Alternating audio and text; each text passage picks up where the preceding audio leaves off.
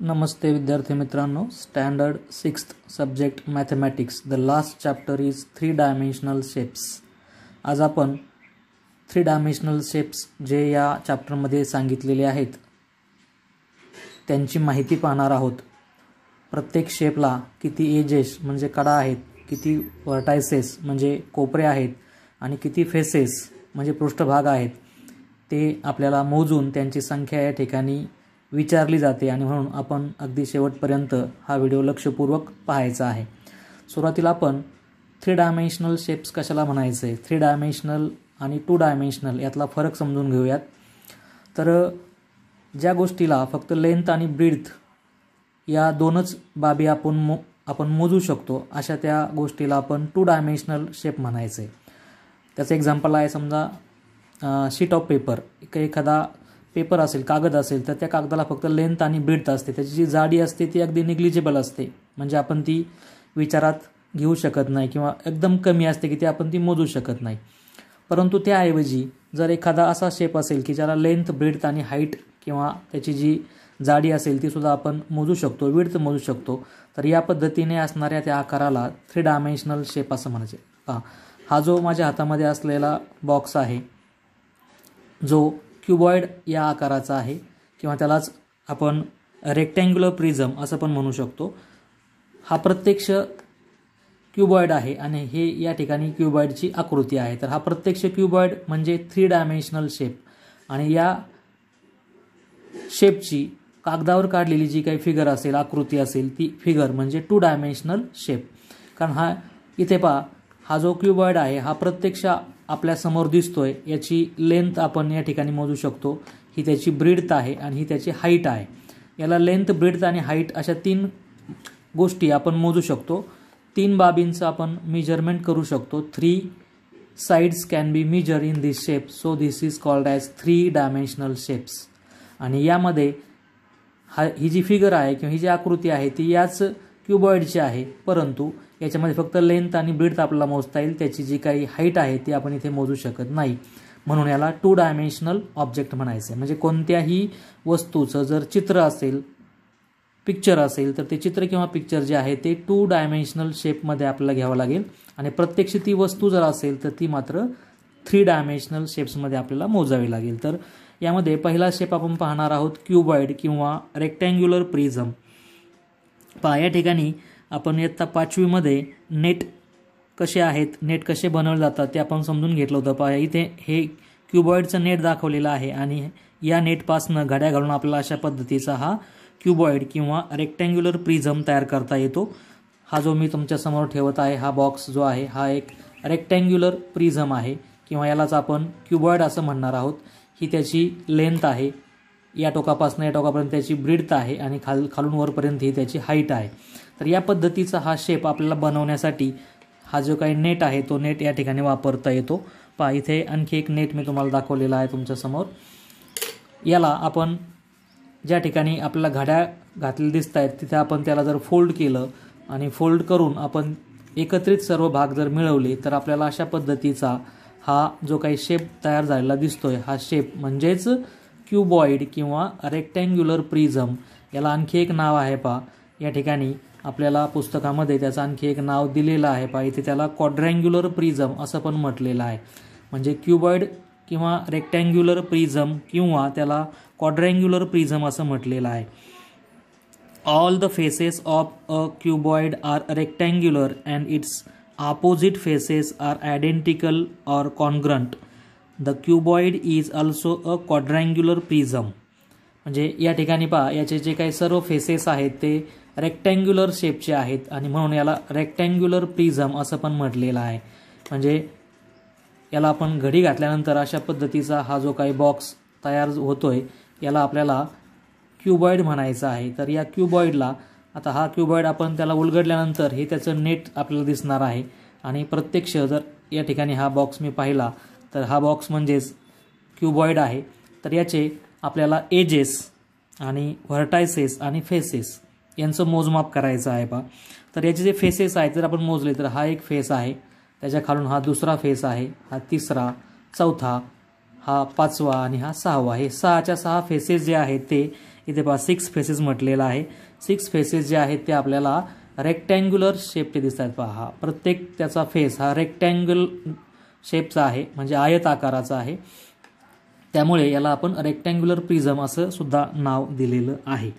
तर या ठिकाणी 6 फेसेस आहेत. त्यानंतर एजेस म्हणजे कडा ज्या आहेत आपण याच्या जर मोजल्या किती कडा आहेत त्याला, तर पहा 1, त्यानंतर ही 2, 3 आणि ही 4, त्यानंतर 5, 6, इथे ही 7 आणि ही 8, त्यानंतर 9, 10, 11 आणि ही 12.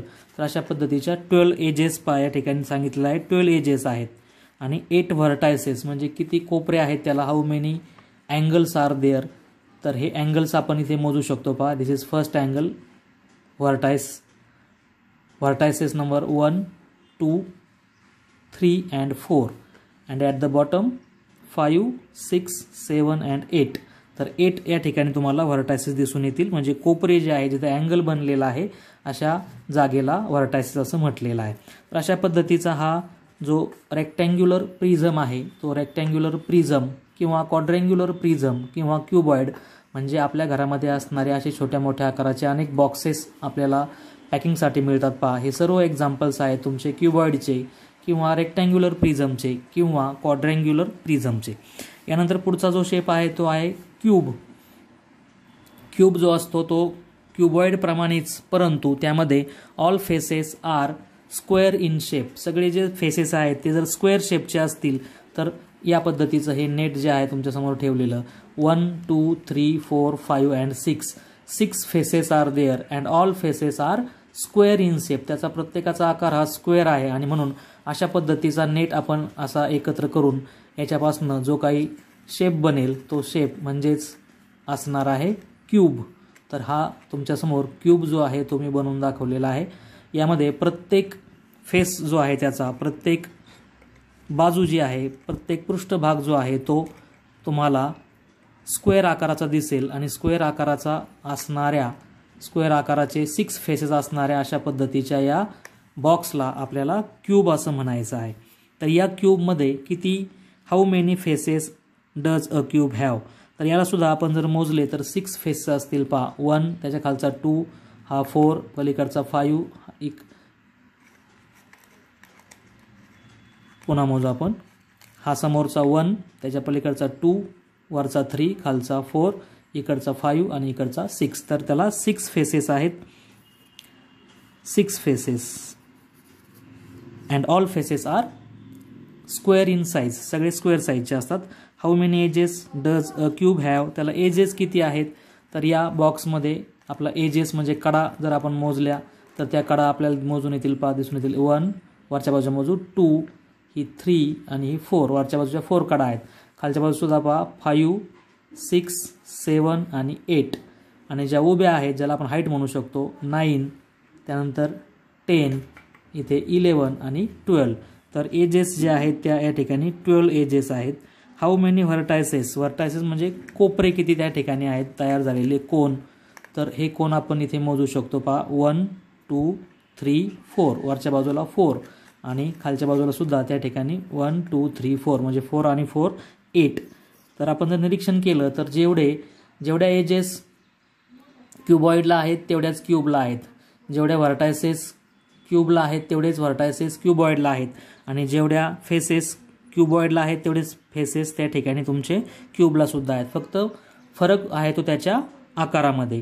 क्युबॉइडमध्ये सगळे फेसेस हे रेक्टँग्युलर शेपचे असतात आणि क्यूबमध्ये सगळे फेसेस हे स्क्वेअर आकाराचे असतात. हा मुख्य फरक आहे दोन्ही या बॉक्सेसमध्ये. बाकी सर्व गोष्टी या ठिकाणी सारख्या आहेत. तर यानंतर पुढचा जो काही शेप आहे तो आपल्याला समजून घ्यायचा आहे. त्या शेपला ट्रायंग्युलर प्रिझम असं म्हटलेलं आहे. पहा तर या ट्रायंग्युलर प्रिझमचं नेट या ठिकाणी तुमच्या पुस्तकात दिलेलं आहे. ह्या अशा प्रकारचा आकार आपण जर कागदावर कापला आणि तो जर जोडला तर अशा पद्धतीचं हा आकार शेप तयार होणार आहे. या शेपला ट्रायंग्युलर प्रिझम असं म्हटलेलं आहे. आता प्रिझम कशाला म्हणतात पहा. प्रिझममध्ये बेस म्हणजे हा तळाचा आकार जो आहे त्याचा खालचा तळाचा आकार हा ट्रायंगल शेपचा आहे आणि त्याचा जो वरचा टॉप आहे तो सुद्धा ट्रायंगल शेपचा आहे. पहा इथे या पद्धतीने. तर ज्या शेपमध्ये त्याचा बेस आणि टॉप सेम आकाराचे असतात त्याला प्रिझम असं म्हटलेलं आहे. कोणताही असेल तो, आणि त्याचं नाव जे असतं त्या प्रिझमचं ते त्या आकारावरून दिलं जातं. हा ट्रायंगल आहे म्हणून याला काय म्हणतो आपण, ट्रायंग्युलर प्रिझम असं म्हटलेलं आहे. आणि आता आपण क्युबॉइडमध्ये पाहिलं होतं की क्युबॉइडमध्ये सुद्धा हा जो क्युबॉइड आहे याच्यामध्ये सुद्धा पहा असं याला आपण जर उभं केलं या ठिकाणी तर हा त्याचा बेस असणार आहे आणि हा त्याचा टॉप असणार आहे, हा सुद्धा सेम आहे. म्हणून या ठिकाणी याला सुद्धा आपण दुसरं नाव दिलं होतं पहा, रेक्टँग्युलर प्रिझम, कारण इथे हा बेस जो आहे तो रेक्टँगल शेपचा आहे. बेस आणि टॉप ज्या आकाराचा असेल त्याच्यावरनं त्या प्रिझमला नाव दिलं जातं. तर इथे हा ट्रायंग्युलर प्रिझम आहे, त्याचं या पद्धतीचं नेट या ठिकाणी तुम्हाला मी दाखवतोय. 1 2 3 3 faces are rectangular shape and 1 and 2 these 2 faces are triangular in shape. Triangle शेपचे 2 फेसेस आहेत आणि रेक्टँग्युलर शेपचे 3 फेस असे टोटल 5 फेसेस या फिगरला आहेत पहा. हे या पद्धतीने आपण जर जोडलं तर याचा अशा पद्धतीचा आकार तयार होणार आहे. आणि हा जो शेप आहे, आकार आहे, याला आपण इथे जे नाव दिलेलं आहे त्या नावाप्रमाणे आपण म्हणणार आहोत ट्रायंग्युलर प्रिझम. पहा ट्रायंग्युलर प्रिझम माझ्या हातामध्ये आपल्याला दिसतोय. This is triangular prism. This is top and this is base. Base and top these are triangular in shape and so this is called as triangular prism. The triangular prism have edges. How many edges are there? आपण count करू पहा त्याच्या कडा किती आहेत. तर 1 2 3. त्यानंतर वरच्या टॉपला सुद्धा 1 2 आणि 3 म्हणजे 3 आणि 3 किती झाले 6. आणि ज्या उभ्या कडा आहेत त्या सुद्धा 3 आहेत पहा. 1 ही 2 आणि ही 3, अशा 3 3 3 म्हणजे 9 एजेस आहेत, 9 कडा आहेत त्याला. त्यानंतर फेसेस किती आहेत तर फेसेस आपण मोजूयात. खालचा एक आणि वरचा एक ट्रायंगल असे 2 ट्रायंग्युलर फेसेस आणि जे उभे फेसेस आहेत ते 1 2 आणि हा 3 असे 3 फेसेस जे आहेत ते आपल्याला दिसतील रेक्टँग्युलर शेपचे. म्हणजे 3 आणि 2 एकूण त्याला झाले 5 फेसेस. त्यानंतर vertices. How many vertices are there? कोपरे किती आहेत तर वरच्या बाजूला 1 2 3 आणि खालच्या बाजूला सुद्धा 1 2 आणि 3 असे 3 आणि 3 मिळून 6 व्हर्टायसेस आहेत. तर या पद्धतीने जो काही ट्रायंग्युलर प्रिझम असेल त्या ट्रायंग्युलर प्रिझमचा शेप आपल्याला या ठिकाणी दाखवलेला आहे. हे त्याचं नेट आहे. तुम्ही सुद्धा अशा पद्धतीने कार्डशीटच्या पेपरचा वापर करून अशा प्रकारे जो आकार आहे तो कापून घेऊन त्याच्यापासनं हा जो शेप आहे तो तयार करू शकता. या शेपला आपण म्हटलेलं आहे triangular prism. Next shape is cylinder. Cylinder जो शेप आहे पहा त्यामध्ये त्याचे जे एक्झाम्पल्स आहेत ते एक्झाम्पल्स आपल्याला वेगवेगळ्या पद्धतीने आपल्या घरामध्ये दिसतात की ज्यामध्ये अशा प्रकारचा आकार जो असतो पहा की ज्या ठिकाणी वेगवेगळे टीन म्हटलेलं आहे की डबे जे आहेत ते डबे आपल्या घरामध्ये असतात आणि त्या डब्यांचा जो आकार असेल तो आकार इथे आपल्याला सिलेंडर शेपचा आहे असं म्हणता येईल. तर सिलेंडरचं इथे तुम्हाला नेट दिलेला आहे आणि त्या नेटचा वापर करून आपण सिलेंडर जे आहे ते सिलेंडर बनवू शकतो. तर इथे सिलेंडर तयार करण्यासाठी आपल्याला एक रेक्टँगल शेप असलेला अशा प्रकारचा एक रेक्टँगल कापून घ्यायचा आहे आधी. आणि त्याचे जे 2 एजेस आहेत ते जेव्हा तुम्ही अशा प्रकारे एकमेकाला जोडणार तेव्हा त्याचा एक पाईपसारखा आकार तयार होईल पहा, शेप लाईक पाईप. आणि मग त्याचा जो खालचा आणि वरचा भाग आहे तो जर आपण जोडला तर यापासून आपल्याला एक सिलेंडर म्हणजे असा शेप त्या ठिकाणी मिळणार आहे. मग सिलेंडर जो असतो पहा तो क्लोज किंवा ओपन अशा 2 प्रकारचे. आता सध्या या ठिकाणी जोडल्यानंतर अशा पद्धतीचं हे सिलेंडर तयार झालेलं आहे. हा सध्या ओपन सिलेंडर आहे. याचं टॉप आणि बेस रिकामा आहे. हा कर्व केलेला त्याचा फेस आहे. कर्व फेस 1 इथे पहा. हा जो कर्व फेस आहे तो कर्व आणि वरच्या बाजूला आणि खालच्या बाजूला सर्क्युलर एजेस किंवा सर्क्युलर फेसेस त्या ठिकाणी आपल्याला जोडता येतील. आणि जोडल्यानंतर तो क्लोज असलेला अशा पद्धतीचा सिलेंडर जो आहे तो तयार होईल पहा. हे जे 2 त्याचे याप्रमाणे आपण सर्क्युलर शेप कापून घेऊन त्याला जर जोडले तर आपल्याला सिलेंडरचा आकार जो आहे तो मिळणार आहे. This is close cylinder now. The top and base is circular shape. वर्तुळाकार आकाराचं या ठिकाणी आपल्याला फ्लॅट सरफेस आहे पहा वर आणि खाली आणि एक कर्व असा वाकवलेला असा त्या ठिकाणी एक फेस आहे. तर 3 फेसेस आहेत पहा याला. त्यानंतर एजेस जर आपण याच्या मोजल्या तर एजेसमध्ये इथे पहा ही एक एज आहे सर्क्युलर एज. बेसला आणि टॉपला सुद्धा एक सर्क्युलर एज आहे, म्हणजे 2 एजेस आहेत आणि 3 फेसेस आहेत. जर ओपन असेल तर ओपन असणाऱ्या सिलेंडरला मात्र फक्त एकच फेस आहे. त्याला टॉप आणि बेस जर नसेल तर अशा सिलेंडरला एकच कर्व अशा प्रकारचं फेस म्हणता येईल आणि 2 एजेस आहेत.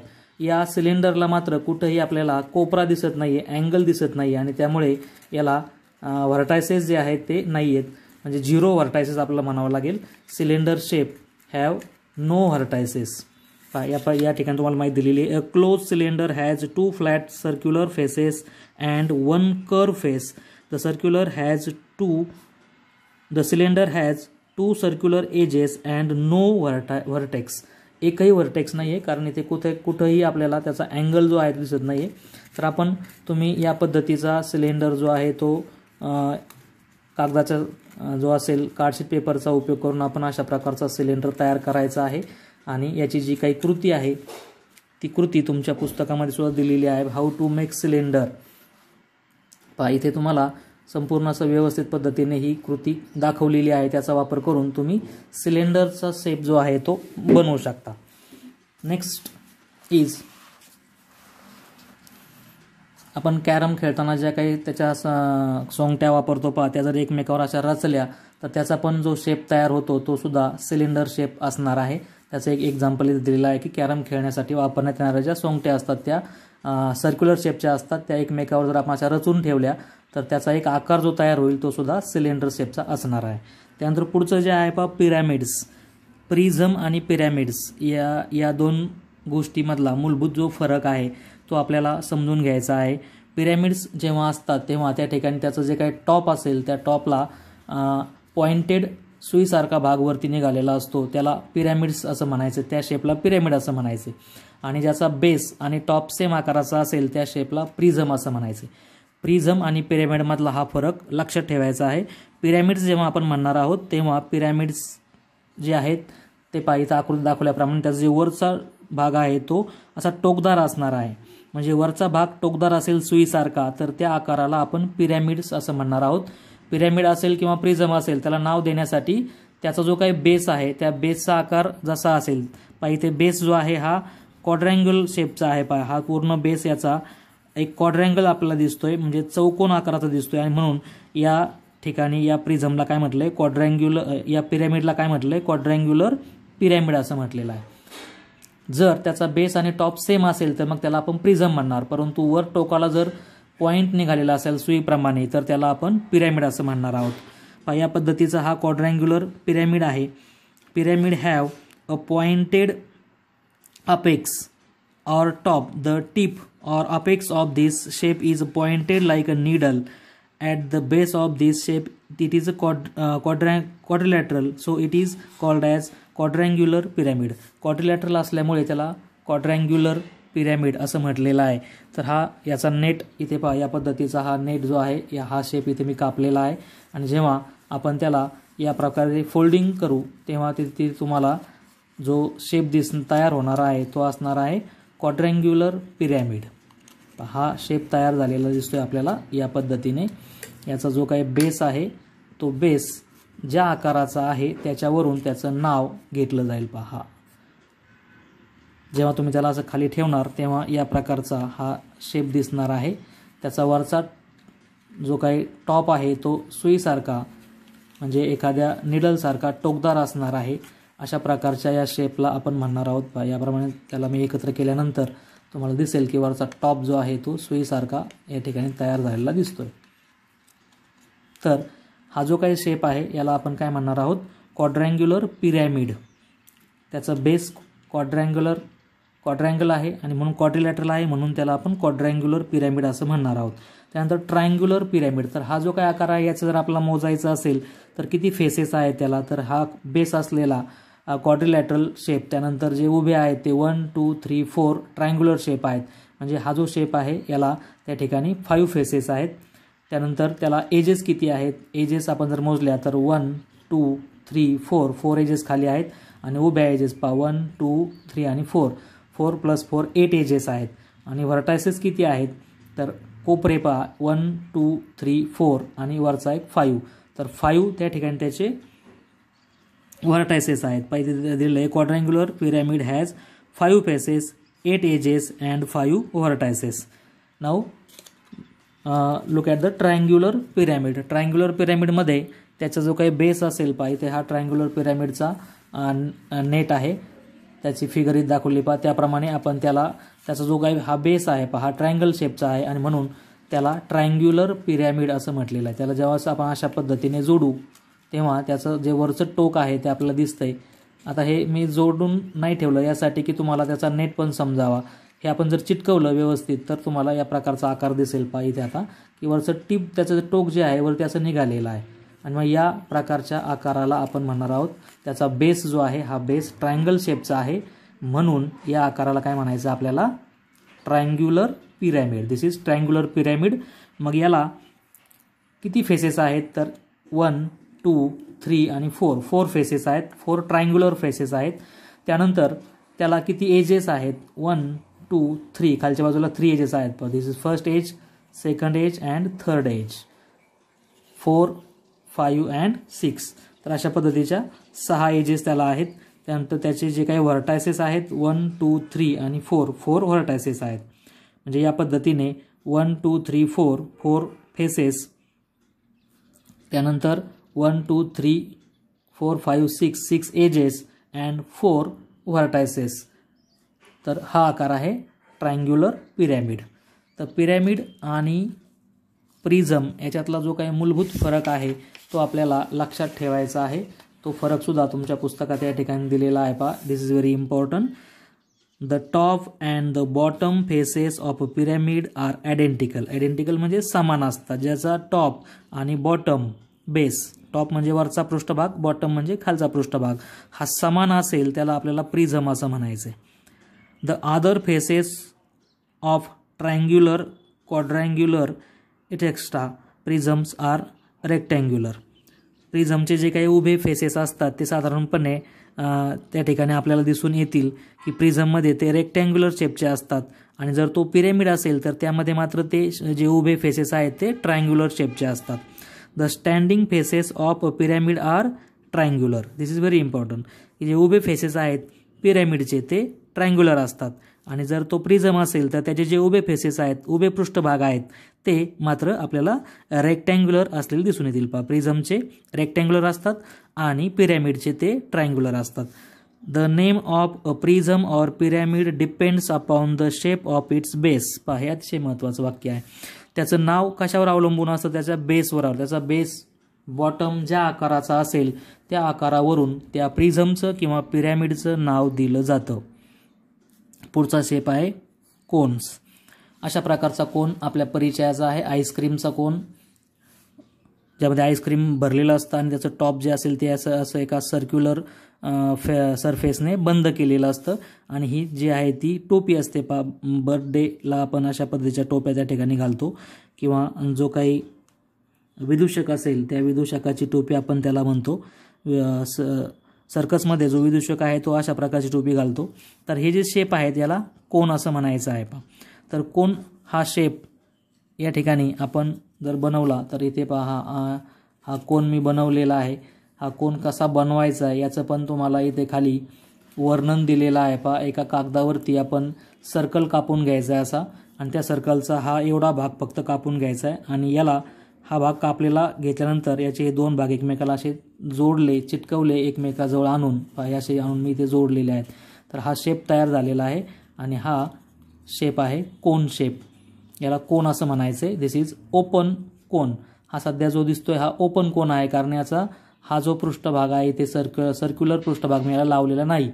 याच्या आतमध्ये आपण त्या ठिकाणी आईस्क्रीम भरून याला जर फिलअप केलं तर असा कोन आपल्या परिचयाचा आहे.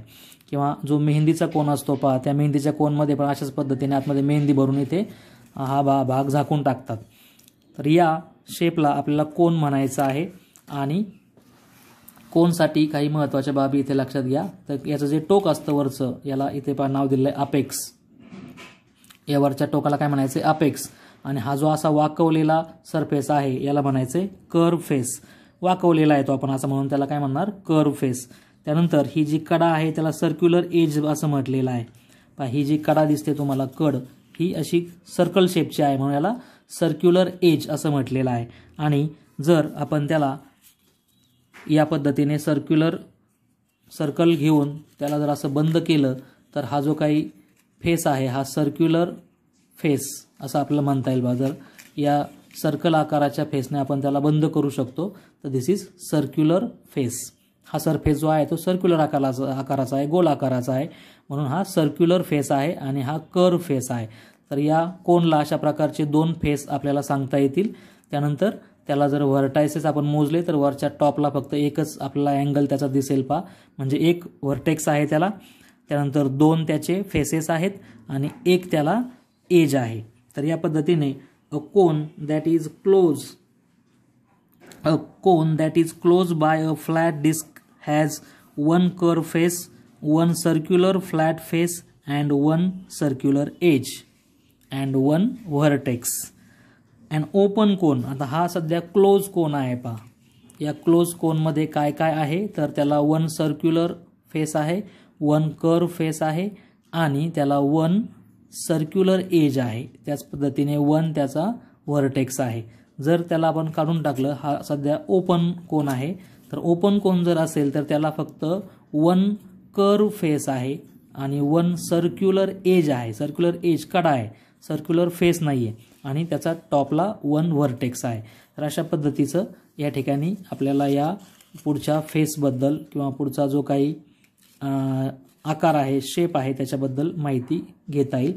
तुम्ही या पद्धतीचा आकार स्वतः बनवून जर पाहिला तर आणखी त्यातले सर्व मुद्दे आपल्याला नीटनेटके क्लिअर होतील, समजून येतील. पुढचा जो काही शेप आहे तो आहे स्पेअर. आता पहा, आपल्या पुस्तकामध्ये हे जे काही चित्र दिलेले आहेत ते स्पेअर्सचे आहेत. स्पेअर म्हणजे बॉल शेप आणि सर्कल म्हणजे काय तर दोन्ही पण दाखवतो पहा. हा जो शेप तुम्हाला मी दाखवतोय दिस इज सर्कल. हा सर्कल आहे आणि हा जो शेप आहे हा आहे स्पेअर. या दोन्हीमधला फरक तुमच्या लगेच लक्षात येईल पहा. हा स्पेअर आहे, सर्व बाजूने अशा पद्धतीने हा गोल आकाराचा दिसतोय आपल्याला आणि इथे मात्र फक्त एज त्याची कडा त्या ठिकाणी आपल्याला गोल दिसते पहा. या दोघांमध्ये फरक आहे तो लक्षात घ्या. This is a circle and this is sphere. तर स्पेअर आकार जो असतो तो या पद्धतीने असतो, ज्याच्यामध्ये त्याला कर्व अशा केलेली एकच फक्त फेस आपल्याला दिसून येते. याला कुठेही कडा नाहीये, नो एजेस अँड कुठेही त्याला अँगल तयार झालेला नाही, त्याच्यामुळे नो व्हर्टायसेस. याला एकही फेस नाही. या स्पेअरमध्ये एक फक्त कर्व फेस असतो, त्याला कोणत्याही प्रकारची कडा नसते, एजेस नसतात आणि त्याला व्हर्टेक्स सुद्धा नसतात. तर अशा पद्धतीचा हा शेवटचा आकार आहे spheres. The shape of a laddu or of a ball a shot put is called a spear. This spear has just one curve face. त्याला फक्त एकच कर्व अशी फेस असते, त्याला कोणत्याही प्रकारे आपल्याला इतर ज्या बाजू आहेत म्हणजे त्याला व्हर्टायसेस किंवा एजेस त्याला नसतात. तर हा आकार म्हणजेच स्पेअर आणि सर्कल यातला फरक आपण लक्षात घ्यायचा आहे. यानंतर पुढचा भाग आहे प्रॅक्टिस सेट 41. प्रॅक्टिस सेट 41 जो आहे तो आपल्याला इथे सोडवायचा आहे पहा. या पूर्ण चॅप्टरवर आता आपण जे काही डिफरंट टाइप्स ऑफ फेसेस पाहिलेले आहेत त्यामध्ये एक टेबल दिलेला आहे फक्त, आणि या टेबलमधून आपण त्याचे शेपचे आकार इथे दाखवलेले आहेत आणि त्याच्या 3 गोष्टी आपल्याला लिहायच्या आहेत पहा. त्याचे फेसेस किती आहेत, व्हर्टायसेस किती आहेत आणि एजेस किती आहेत. तर पहिला आकार दाखवलेला पहा सिलेंडर. सिलेंडरचा आपण मोजलेलंच आहे. सिलेंडर तुमचा जर क्लोज सिलेंडर असेल तर त्याला फेसेस असतात 3. 1 हा टॉप जो आहे तो सर्क्युलर फेस, बेसला पण सर्क्युलर फेस आणि एक कर्व शेप, अशा पद्धतीचे 3 फेसेस असतात. व्हर्टायसेस जे आहेत याला कुठेही अँगल नाही आहे, त्यामुळे व्हर्टायसेस तिथे नाही आहेत, म्हणजे 0 आहेत त्याचे व्हर्टायसेस 0. एजेस त्याला 2 कडा असतात पहा circular. This is first circular edge and this is second circular edge, म्हणजे 2 circular edges. 3 faces, 0 vertices and 2 edges. कोनमध्ये कोन जर तुमचा क्लोज कोन असेल तर त्याचे फेसेस, बेसचा असलेला हा सर्क्युलर फेस आणि हा कर्व फेस असे 2 फेसेस त्याला आहेत, 2 फेसेस. व्हर्टायसेस टॉपला असणारा 1 vertices and edges this is circular edge, 1 circular edge. त्यानंतर पेंटागोनल पिरॅमिड. आता पहा पेंटागोनल पिरॅमिड आहे पेंटागॉन म्हणजे काय ते आपण मागील चॅप्टरमध्ये समजून घेतलं होतं. पेंटागॉनमध्ये 5 साइड्स असतात. इथे पहा खाली त्याचा बेस हा पेंटागॉन शेपचा आहे आणि वरती टॉपला त्याच्या अशा पद्धतीने त्याचं जे काही टोकदार भाग वरती आहे. The top is apex called as apex and this apex is like a needle. त्याचं वरचं टोकदार भाग आहे म्हणून त्याला पिरॅमिड म्हटलेलं आहे. तर याच्यामध्ये किती फेसेस आहेत ते आपल्याला मोजता येतील पहा. त्याच्या बेसला असलेला एक फेस आणि उभे त्याचे जे 5 फेसेस आहेत ट्रायंगल शेपचे. प्रत्येक खालच्या या साईडला खेटून असा उभा फेस आहे. त्यामुळे 1 2 3 4 5 असे 5 उभे फेसेस आणि एक खालचा असे एकूण 6 फेसेस त्याला आहेत. व्हर्टायसेस 1 2 3 4 5 आणि वरचा एक 6 व्हर्टायसेस आहेत. एजेस 1 2 3 4 5 खालच्या बाजूला 5 एजेस आहेत आणि उभ्या सुद्धा त्या ठिकाणी 5 एजेस आहेत. 1 2 3 4 अँड 5 5 + 5 10 एजेस आहेत. त्यानंतर हेक्झागोनल पिरॅमिड. आता पिरॅमिडच आहे परंतु तो हेक्झागॉन शेपचा आहे. म्हणजे याच्यामध्ये खाली एक हेक्झागॉन आकाराचा फेस आहे आणि वरती 6 फेसेस जे आहेत ते त्या ठिकाणी ट्रायंगल शेपचे असतील म्हणून 6 प्लस खालचा एक 7 फेसेस आहेत. व्हर्टायसेस खाली 1 2 3 4 5 6 6 व्हर्टायसेस आणि वरचा एक 7 व्हर्टायसेस. नाव एजेस तर खालच्या बाजूला त्याच्या बेसला 6 एजेस असतील आणि उभ्या सुद्धा त्या ठिकाणी 6 एजेस असतील. या ज्या दिसतात आपल्याला त्या 6 एजेस आहे. 6 + 6 12 एजेस. पहा this is difference between prism and pyramid. हा पिरॅमिड आहे याचं वरती टोक निघालेला आहे. हा प्रिझम आहे. दोघांचं नाव सारखंच आहे हेक्झागोनल पिरॅमिडमध्ये बेस हेक्झागोन आकाराचा आहे. टॉपला मात्र टोक दिसतंय. इथे बेस पण हेक्झागोन आकाराचा आहे आणि त्याचा टॉप पण हेक्झागोन आकाराचा आहे म्हणून हा हेक्झागोनल प्रिझम आहे. तर हेक्झागोनल प्रिझममध्ये आपल्याला फेसेस मोजायचे आहेत. तर त्याच्या 1 आणि 2 खालचा एक फेस आणि वरचा एक फेस हा हेक्झागोन आकाराचा असेल, सेम आकाराचा असेल म्हणजे 2 फेस झाले. आणि 1 2 3 4 5 6 + 2 8 फेसेस त्याला असतील पहा. त्यानंतर त्याचे व्हर्टायसेस आहेत 1 2 3 4 5 6 + 6 असे एकूण त्याचे होतील 12 व्हर्टायसेस. 1 2 3 4 5 6 वरच्या बाजूला आणि खालच्या बाजूला 6 असे 12 व्हर्टायसेस आहेत. आणि एजेस जे आहेत 1 2 3 4 5 6 वरच्या बाजूला 6 खालच्या बाजूच्या आणि 6 एजेस उभ्या असतील पहा. 1 2 3 4 इथे 5 आणि इथे 6 अशा 6 एजेस उभ्या असतील. तर 6 6 6 म्हणजे 18 त्याला एजेस असतील. त्यानंतर शेवटचा आहे पेंटागोनल प्रिझम. याचा बेस पेंटागॉन आकाराचा आहे आणि टॉप सुद्धा पेंटागॉन आकाराचा आहे म्हणून याला पेंटागोनल प्रिझम असं म्हटलेलं आहे. ज्या शेपचा बेस आणि टॉप सेम आकाराचा असतो त्याला प्रिझम म्हणायचं आहे आणि ज्या शेपचा वरती अशा पद्धतीने सुईसारखा भाग टोकदार भाग असेल त्याला पिरॅमिड असं म्हणायचं आहे. हे पुन्हा पुन्हा सांगतोय यासाठी की त्याच्यामध्ये आपण गोंधळ करतो आणि आपले येत असून सुद्धा आपल्याला त्याची जी उत्तरं आहेत ती नीट लिहिता येत नाहीत. तर पहा याला किती फेसेस आहेत ते मोजू आपण. एक खालच्या बाजूचा पेंटागॉन आकाराचा आणि एक वरचा पेंटागॉन आकाराचा 2 आणि त्याचे जे काही रेक्टँगल शेपचे आहेत 1 2 3 आणि 4 आणि 5 + 2 7 फेसेस आहेत. व्हर्टायसेस किती आहेत त्याचे तर वरच्या बाजूला 1 2 3 4 5 आणि खालच्या बाजूला 1 2 3 4 आणि 5 + 5 10 त्याचे व्हर्टायसेस आहेत. एजेस किती आहेत तर एजेसमध्ये आपण मोजूया त्याच्या कडा किती आहेत 1 2 3 4 5 6 7 8 9 10 आणि उभ्या सुद्धा 5 कडा असतील म्हणजे 5 + 5 + 5 15 एजेस आर देअर. तर अशा रीतीने या टेबलमध्ये जेवढे शेप तुम्हाला दाखवलेले आहेत पहा त्या सर्व शेपच्या फेसेसची संख्या, त्याच्या व्हर्टायसेसची संख्या आणि त्याच्या एजेसची संख्या या ठिकाणी तुम्हाला स्पष्ट करून सांगितलेली आहे. या शेवटच्या प्रॅक्टिस सेटबरोबरच आपला संपूर्ण इयत्ता 6वीचा अभ्यासक्रमसुद्धा या ठिकाणी संपत आहे.